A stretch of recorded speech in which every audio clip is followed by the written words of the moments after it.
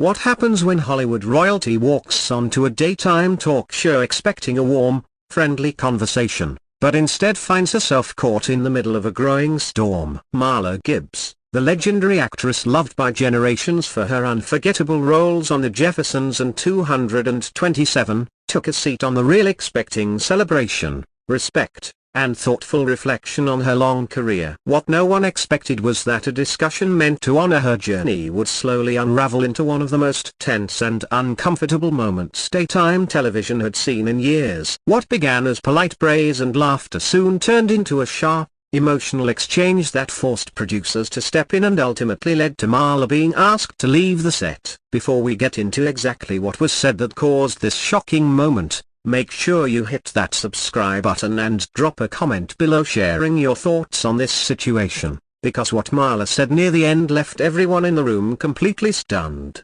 The afternoon started like any normal taping of The Real. Marla Gibbs walked onto the stage to loud applause, smiling and waving with the same charm that has made audiences adore her for decades. She was there to talk about her recent work and look back on a career that helped open doors for so many black women in television. Garcelle Beauvais and Jeannie May greeted her warmly, standing up to hug her and compliment her on how amazing she looked. The excitement in the audience was obvious. Everyone seemed thrilled to hear from a woman who had helped change the television landscape. Garcelle opened the conversation by praising Marla's groundbreaking roles, talking about how The Jeffersons and 227 were more than just shows, they were cultural milestones. Marla thanked her kindly and shared a few fond memories of working with Sherman Hemsley and the rest of the cast. The mood was relaxed. People laughed, smiles were everywhere, and everything felt smooth and easy. Jeannie then joined in, asking Marla about her incredible longevity in Hollywood and what advice she would give to younger actresses trying to build careers today. That was the moment when the energy in the room shifted. Marla paused, her smile fading just a bit. She looked directly at Jeannie and said that the most important advice she could give was to remember where you come from and never forget the people who opened doors before you. Her voice wasn't angry,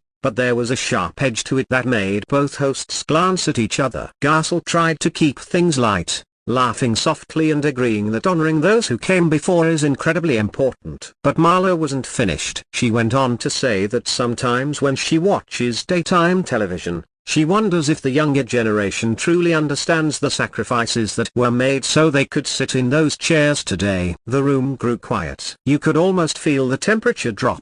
Jeannie shifted in her seat, unsure if Marla was speaking in general or pointing directly at them. She decided to address it directly, asking if Marla felt that they, personally, had been disrespectful in any way. Marla didn't hesitate. She said it wasn't about them as individuals, but about a broader culture in entertainment where being trendy and relatable often matters more than honoring the foundation built by those who fought real battles in the industry. Garcelle spoke up, calm but firm, saying she had nothing but respect for the legends who came before her and that she tried every day to honor that legacy. She talked about her own journey as a Haitian immigrant who had to work hard for every opportunity and said she understood struggle very well. Marla nodded slowly, then replied with words that deepened the tension. She said that understanding struggle and truly honoring it were not the same thing. She added that the way some daytime shows focus heavily on gossip and drama can weaken the serious conversations that need to happen about respect and representation. Jeannie's expression changed instantly. She sat up straighter and defended the show, saying The Real has always aimed for honest conversations and had covered serious topics alongside lighter ones. She reminded everyone that the show had discussed race, gender, and equality many times. Marla responded calmly but firmly, saying that talking about issues is not the same as living the values behind them. She mentioned seeing clips where serious situations were treated too lightly. Now Garcelle looked visibly frustrated. She asked Marla to give specific examples, saying vague accusations felt unfair. Marla brought up a segment from a few months earlier involving an older black actress, saying the discussion felt dismissive and focused more on entertainment than the real issue. Jeannie quickly defended the segment, saying they had tried to show multiple viewpoints and be fair. The exchange grew more heated. Marla said intentions don't matter if the impact is harmful, and that women with platforms have a responsibility to be careful.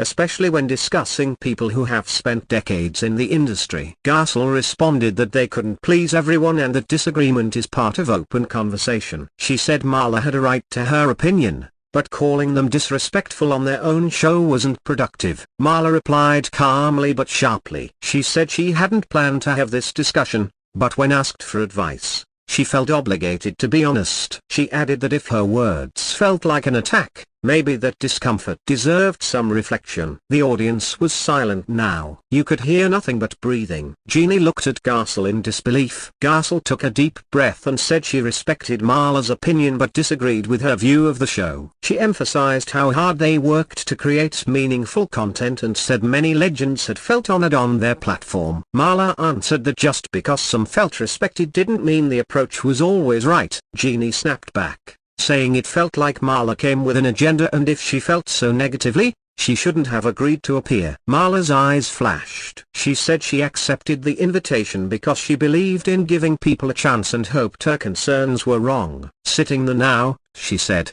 was only confirming what she feared about how criticism is handled. Garcelle stepped in before Jeannie could respond, her voice tight. She said Marla was turning what should have been a celebration into an attack. Marla shook her head slowly and said the fact that they saw honest feedback as an attack was exactly the problem. She said that in her generation, people listened to elders instead of getting defensive. That comment struck a nerve. Jeannie leaned forward and said times had changed, and being older didn't mean someone could speak down to others without being challenged. She said respect goes both ways, and Marla wasn't showing it. Marla replied that she wasn't talking down to anyone, only telling the truth. If they couldn't handle that, she said, it reflected on them, not her. The audience was glued to every word. Some looked uncomfortable, others nodded along. Garcelle said there was a difference between honest feedback and public embarrassment, and that Marla could have addressed concerns privately. Marla let out a short,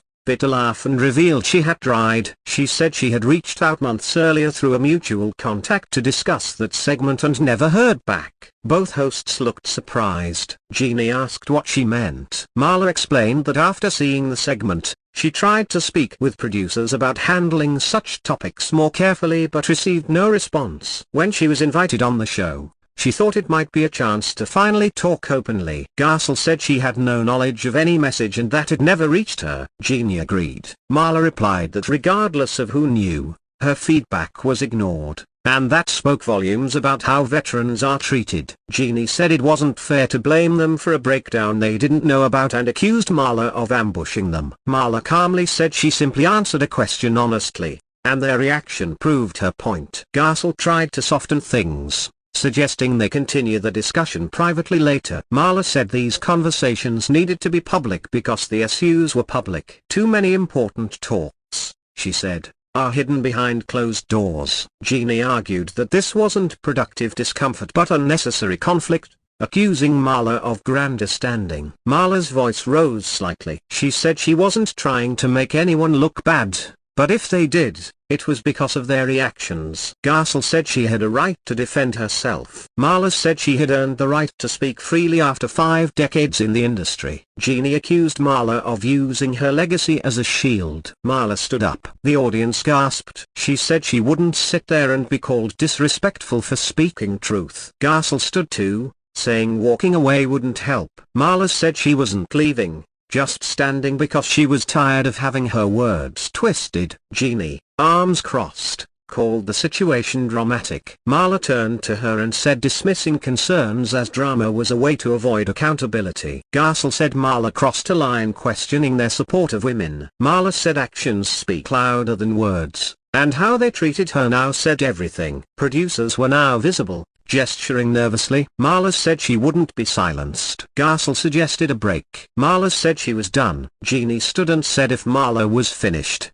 she should leave. The meaning was clear. Marla looked at the hosts and the audience. She said she came hoping for a meaningful conversation but found defensiveness instead. She said she was disappointed but not surprised. Garcelle said the only thing revealed was Marla's desire to create drama. Marla stepped forward and said calling out mediocrity wasn't drama, it was responsibility. Jeannie accused her of being condescending. Marla said good work in some areas doesn't excuse harm in others. A producer announced a break. Marla said there was no need. She was done. Jeannie said they would reflect on the disrespect shown to them. Marla said honest assessment isn't disrespect. Garcelle mentioned tact. Marla said she had been tactful for 50 years and now spoke plainly. The producer said Marla's car was ready. Marla said she didn't need an escort. Jeannie said viewers loved the show. Marla replied that popularity isn't the same as quality, and comfort isn't the same as growth. The words hung heavy in the air as the audience reacted, fully aware they had just witnessed a moment that would not be forgotten.